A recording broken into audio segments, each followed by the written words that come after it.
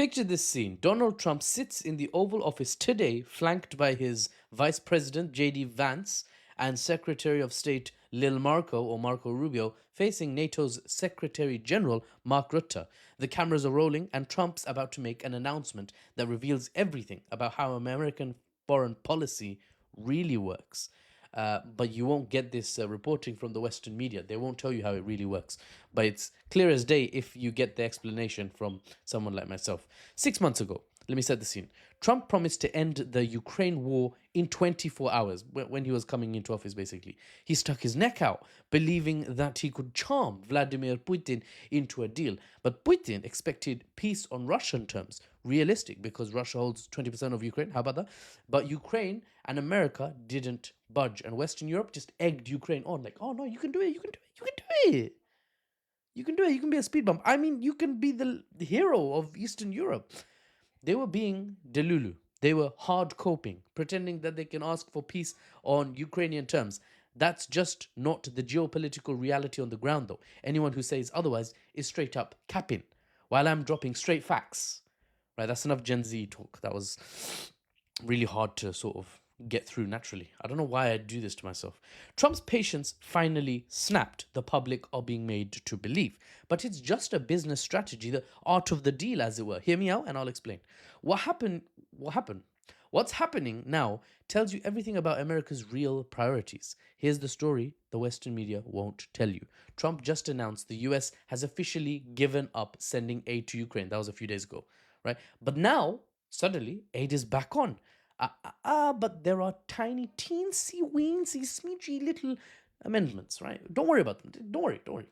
They're not important. The important thing is Ukraine's got aid flowing again. But you might say, okay, Muffles, tell us the teensy, weensy, tiny details that you're glossing over. Be honest with us, right? Okay, fine. Before America sent aid to Ukraine on America's budget, now European countries will pay for every single weapon themselves. Western Europe, NATO, as Trump keeps talking about it, even though America's the leading NATO country, he means NATO in Europe. Every Patriot missile, every piece of military equipment for America. This is now just a big, juicy defense contract. It's a defense contract deal, baby. We supply, we get paid for it. And suddenly, Trump's language completely changes and makes sense, if my analysis is correct. His exact words when describing the weapons today, quote, top of the line, and quote, billions and billions of dollars of military equipment, end quote. Why the sudden sales pitch, Donny? Donny boy? Because Europe's buying now. When America was footing the bill, Trump froze aid and complained about the costs. But now the European taxpayers are footing the bill? Well, these are suddenly the greatest weapons ever seen in this fight, the best America has to offer. Now, will it be cash or card? So, aiding Ukraine. That's the business side of the American change in foreign policy. And now let's talk about the Russian side. Punishing Russia. That's what America's going to do. Because apparently, Putin, this is what Trump has been saying if you check the news. Putin apparently has been talking sweet to Trump and then bombing cities in the evening. Like Trump didn't know that already. So he's going to punish Ukraine. How? Tariffs. Tariffs? But here's the problem. Trump's threat of 100% tariffs on Russia sounds dramatic until you realize something crucial. Western powers just spent 3 years systematically disconnecting their economies, decoupling from Russia at America's insistence under Biden. There's almost nothing left to tariff. But here's where it gets really interesting. Trump's talking about secondary tariffs now, meaning any country that buys from Russia, it's not Russia that's going to be punished by America. Any country that buys from Russia is going to get punished by America. Think of a schoolyard where the bully doesn't just hurt his mark, his target. He says, anyone I see talking to that kid, I'm going to beat you up. Not the kid, I'm going to beat you guys up. The one who are talking to him, the one who are backing him. You know, think about what this actually means. China imports 19% of its oil from Russia. India gets 35% of its crude oil from Russia. Turkey sources 58% of its refined petroleum from Russia. Trump's essentially saying trade with Russia and will economically punish you guys, the traders. It's textbook economic mafia tactics, bullying tactics. But when America does it, we call it leadership of the free world. Of course, absolutely. One set of rules for the West, another set of rules for the rest. Standing up to injustice or authoritarianism. Standing up to authoritarianism. That's what it is when America does this sort of economic bullying. And meanwhile, let's keep focusing on China or North Korea and how oppressive their governments are, shall we? The timeline tells the real story. Trump promised peace, got frustrated with Putin's refusals to negotiate on Ukraine's terms. So instead of admitting it's a diplomatic failure, obviously he's not going to admit that. That's crazy.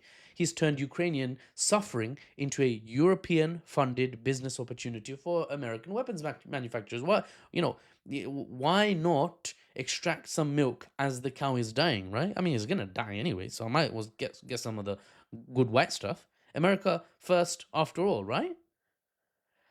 Melinda Herring from the Atlantic Council, this is a decent source, says Trump's people showed him pictures of Ukrainian children being harmed, which suddenly changed his mind. Now he wants to support Ukraine. Nothing to do with Europe now paying for it, by the way, yeah? It's just he saw a few pictures of Ukrainian kids. Oh, really? Really? Can somebody please get this man pictures of Gazan kids? Anyone? Anyone? Because last I checked, Trump and the whole Congress, Senate were giving Netanyahu a standing ovation and clapping for him. He's still in America. Netanyahu, look it up, right? No ICC warrant. Doesn't matter. It doesn't matter if it's America. Doesn't matter if it's allies of America. Netanyahu's in America. The clapping in Congress for him as he's walking through looks dystopian. What are you clapping for? I don't understand. Like, you don't even have to take sides. You can be analytical and be like, what are you clapping for? What are you clapping for? But back to Trump. Notice what actually changed in his rhetoric. Not America's commitment to Ukrainian freedom, if that ever was a thing, but who's paying the bill. That's changed now. It's not America now. It's Europe paying the bill. I keep having to say this just to drill it into your heads. Europe is now paying, but America supplying the very expensive weapons to the war that Ukraine can't win. So it's just, what are the European taxpayers paying for? The cynical brilliance is undeniable. Trump gets to look tough on Russia, European allies foot the bill, American weapons manufacturers profit, and Putin faces the same economic isolation the West already imposed, but Trump makes it sound like it's his doing. Everyone wins, except, of course, the people actually fighting and dying in the war in Eastern Europe. Everyone wins, except the Russians and the Ukrainians who continue to die on the Eastern Front because the geopolitical reality on the ground, which is a Russian minor victory, is not being acknowledged by the Western powers. And as a result, the war rages on. The European powers, Western European powers, want Ukraine to keep fighting Russia. They don't have to win. They just have to slow Russia down. They just have to be the speed bump under the armored treads of the Russian tanks so that Western Europe can spend some time rearming. If that means a few 10 or 100 or tens of thousands or hundreds of thousands of Ukrainian soldiers lose their lives, so be it. They're dying bravely, right? They're dying heroes' deaths. And no end in sight, of course, for those deaths. And no end in sight, of course, for the juicy profits to be made by the merchants of death.